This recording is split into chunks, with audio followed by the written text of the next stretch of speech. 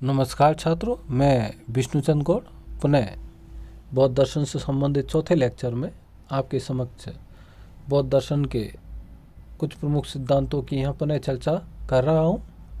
इससे पूर्व के अध्याय में हमने बौद्ध दर्शन के जो विभिन्न सिद्धांत है उनका संक्षिप्त अध्ययन किया, अर्थात हमने यह जाना कि बौद्ध दर्शन से संबंधित जो विभिन्न सिद्धांत है, अनात्मवाद क्या है, प्रतिसमुत्पाद क्या है, क्षणिकवाद क्या है, पंच स्कंद कौन से है, बौद्ध दर्शन का उदय किस प्रकार हुआ, इनके बारे में हमने अध्ययन किया। अब हम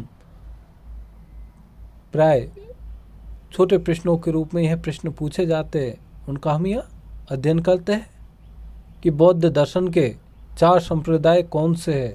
प्राय यह छोटे प्रश्न के रूप में पूछ लिया जाता है। तो भगवान बुद्ध के द्वारा प्रवर्तित होने पर भी बौद्ध दर्शन एक दर्शन नहीं है, अपितु दर्शनों का समूह है। यद्यपि भारत में आज के समय बौद्ध दर्शन का असर बहुत सीमित हो गया है, लेकिन प्राचीन काल में एक समय ऐसा था कि भारत के एक बहुत बड़े हिस्से पर बौद्ध धर्म का प्रचार प्रसार था। यहाँ तक कि भारत के पड़ोसी देश अफ़गानिस्तान, पाकिस्तान, श्रीलंका, म्यांमार, इन देशों में भी इनका बहुत प्रचार प्रसार हुआ और इन देशों से ही वह चीन, जापान, उत्तर कोरिया, दक्षिण कोरिया, मंगोलिया, सिंगापुर, इन देशों में भी इसका प्रचार प्रसार हुआ।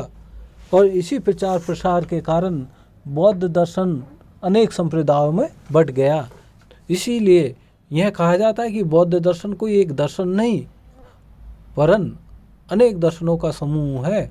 लेकिन फिर भी यह सारे जो संप्रदाय है वो महात्मा बुद्ध के मूल विचारों से कहीं न कहीं जुड़े हुए हैं।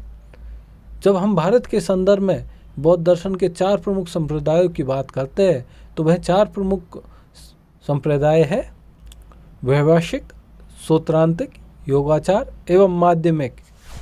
तो इस वर्ष कोरोना की वजह से हम इनका विस्तार से यहाँ पर अध्ययन नहीं कर रहे, तो छात्रों आप यहाँ स्पष्ट जान लें कि बौद्ध दर्शन के जो 4 प्रमुख संप्रदाय है वो है वैभाषिक दर्शन, वैभाषिक शाखा, सूत्रांतिक, योगाचार और माध्यमिक। इनमें से वैभाषिक और सूत्रांतिक शाखाएं हीनयान से जुड़ी हुई है और योगाचार एवं माध्यमिक मत महायान से जुड़ी हुई है। अर्थात बौद्ध धर्म की 2 प्रमुख शाखाएं मानी जाती है, हीनयान और महायान। हीनयान में वैभाषिक और सूत्रांतिक के बारे में अध्ययन किया जाता है और महायान में योगाचार एवं माध्यमिक मतों के बारे में अध्ययन किया जाता है।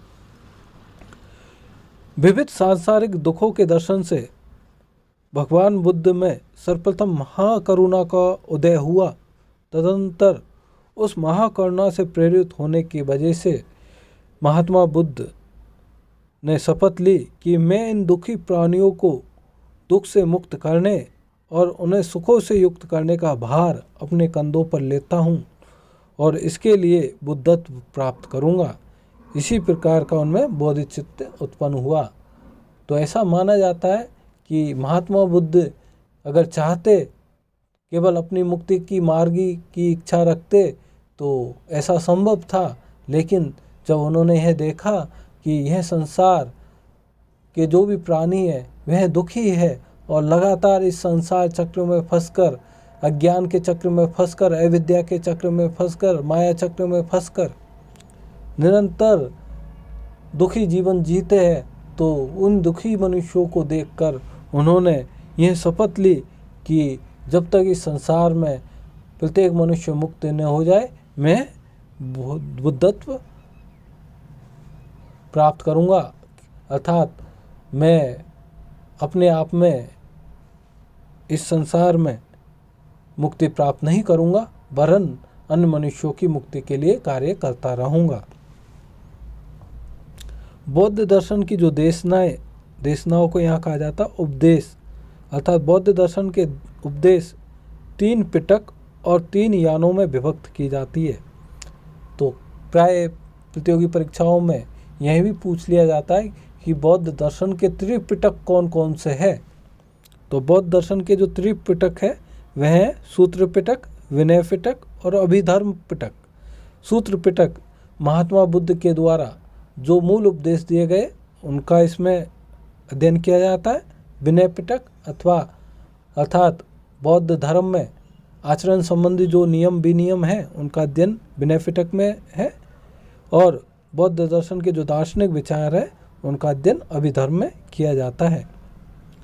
इसी प्रकार बौद्ध दर्शन में 3 यान माने जाते, श्रावक यान, प्रत्येक बुद्धि यान और बोधिसत्व यान।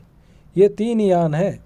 इनमें से श्रावक यान और प्रत्येक बुद्धि यान को हीनयान के अंतर्गत और बोधिसत्व यान को महायान के अंतर्गत माना जाता है। अब ये श्रावक यान, प्रत्येक बुद्ध यान और बोधिसत्व यान क्या होते हैं? तो छात्रों, यह आपके प्राय एग्जामों में नहीं पूछे जाते, आपके कोर्स में भी बहुत विस्तृत रूप से नहीं है, फिर भी हम सामान्य परिचय के लिए इनको जान लेते। श्रावक यान, जैसा कि हमने पहले भी पढ़ा कि जैन धर्म और बौद्ध धर्म श्रमण परंपरा से निकले हुए धर्म है, और यह मनुष्यों को वैदिक कर्मकांडों के विरुद्ध में, जिन मनुष्यों को कहीं आश्रय नहीं मिला उनको अपने धर्म में आश्रय देते हैं, और यह मानते हैं कि प्रत्येक मनुष्य मोक्ष प्राप्त कर सकता है, प्रत्येक स्त्री और पुरुष मोक्ष प्राप्त कर सकता है। इसमें न तो कोई जाति का भेद है, न ही कोई अन्य भेद है, न ही इसमें कोई ऐसी ईश्वर की सत्ता की कल्पना की गई है, न ही इसमें कोई यज्ञ करना पड़ता है, न ही कोई वेदों का अध्ययन करना पड़ता है। मनुष्य यदि अष्टांगिक मार्ग के अनुसार कर्म करता रहे तो वह मोक्ष प्राप्त कर सकता है, अर्थात प्रत्येक व्यक्ति मोक्ष प्राप्त कर सकता है। अब इसमें से कुछ व्यक्ति ऐसे होते हैं जो केवल अपने मोक्ष प्राप्ति तक ही संसार में कार्यरत रहते हैं, और महात्मा बुद्ध जैसा बोधिसत्व बहुत ही कम है जो इस संसार की भलाई के लिए अपनी मुक्ति प्राप्त नहीं करते, वरन वह प्रयास करते हैं कि इस संसार का प्रत्येक प्राणी दुखों से पूर्णतः मुक्त हो जाए, और उनके कल्याण के लिए वह कार्य करते रहते हैं। इसमें से जो श्रावक यान है वो अपनी मुक्ति तक ही सीमित रहता है, अर्थात जो विनयजन, जो संत महात्मा, जो साधक इस दुख में संसार सागर को देखकर और उससे उद्विग्न अथवा दुखी होकर तत्काल इस संसार चक्र से मुक्ति की अभिलाषा तो रखते हैं, किंतु तात्कालिक रूप से संपूर्ण प्राणियों के हित और सुख के लिए सम्यक संबुद्ध की प्राप्ति की इच्छा नहीं रखते, ऐसे ज्ञानी जनों को श्रावक यानी कहते हैं।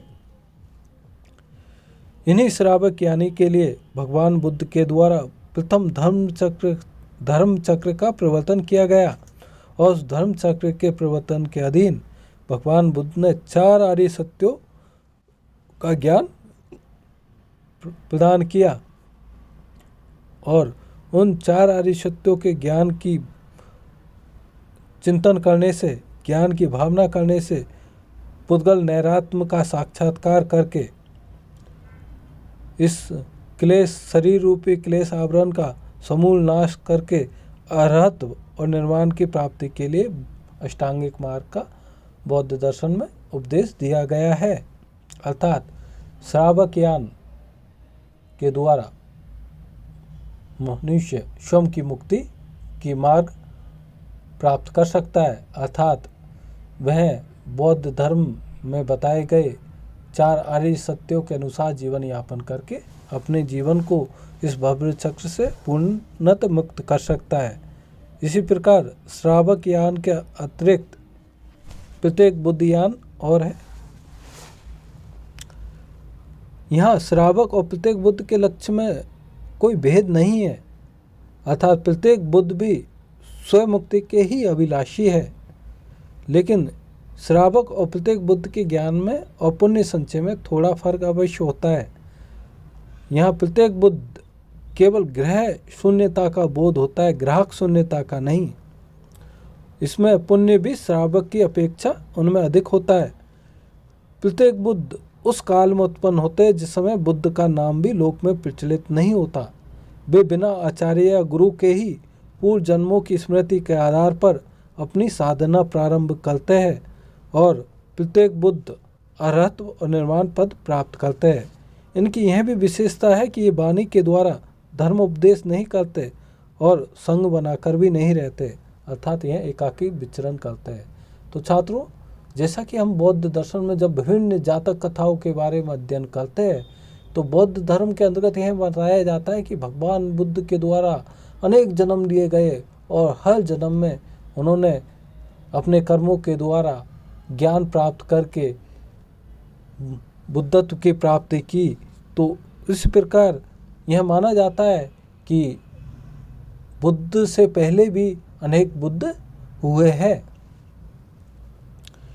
और यह माना जाता है कि ऐसे मनुष्य अपने प्रयासों से भी मुक्ति प्राप्त कर सकते हैं। तो यहाँ श्रावक यान और प्रत्येक बुद्ध यान, इन दोनों में अंतर यह है कि श्रावक यान महात्मा बुद्ध के द्वारा जो उपदेश दिए गए उसके द्वारा मुक्ति प्राप्त करते हैं और प्रत्येक बुद्ध यान स्वयं अपने प्रयासों के द्वारा मुक्ति प्राप्त करते हैं और यह महात्मा बुद्ध से पूर्व मुक्ति प्राप्त कर चुके पुरुष होते हैं। यह बोधिसत्व यान जो साधक या जो विनयजन संपूर्ण प्राणियों के हित और सुख के लिए सम्यक संबुद्धत्व प्राप्त करना चाहते हैं, ऐसे साधकों को, ऐसे विनयजन को बोधिसत्व यानी कहा गया है। उन लोगों के लिए भगवान ने बोधिचित्त का उत्पाद कर 6 या 10 पारमिताओं का उपदेश दिया गया है। अभी ये 6 पारमिता या 10 पारमिता कौन सी है, इनका हम आगे अध्ययन करेंगे। तथा पुद्गल नैरात्म के साथ धर्म नैरात्म का भी विभिन्न युक्तियों से प्रतिभेद कर क्लेश आवरण और ज्ञेय आवरण दोनों के विनाश के द्वारा सम्यक संबुद्धत्व या बुद्धत्व की प्राप्ति के मार्ग का उपदेश दिया गया है। अर्थात पुद्गल नैरात्म क्या होता है और धर्म नैरात्म क्या है, इनका भी हम आगे विस्तृत रूप से चर्चा करेंगे। तो यहाँ पर यह बोधिसत्व यान ऐसे पुरुष, ऐसे मुमुक्षु होते हैं जो केवल अपनी ही मुक्ति तक सीमित नहीं रहते, वह यह प्रयास करते हैं कि संसार में जो भी दुखी है मैं उन दुखी व्यक्तियों के हित में कल्याणकारी कार्य कर पाऊँ और उनको भी मुक्ति की राह बता पाऊँ, उनको सदराह पर ले आऊँ। तो ऐसे व्यक्तियों के लिए वो यहाँ बौद्ध दर्शन में बोधिसत्व यान की स्थापना की गई है। तो हमने यहाँ पर त्रिपिटक और त्रिविध यान का अध्ययन किया। इससे आगे हम 6 पारमिताओं का और 4 आर्य सत्यों का विस्तृत रूप से अध्ययन करेंगे। धन्यवाद छात्रों।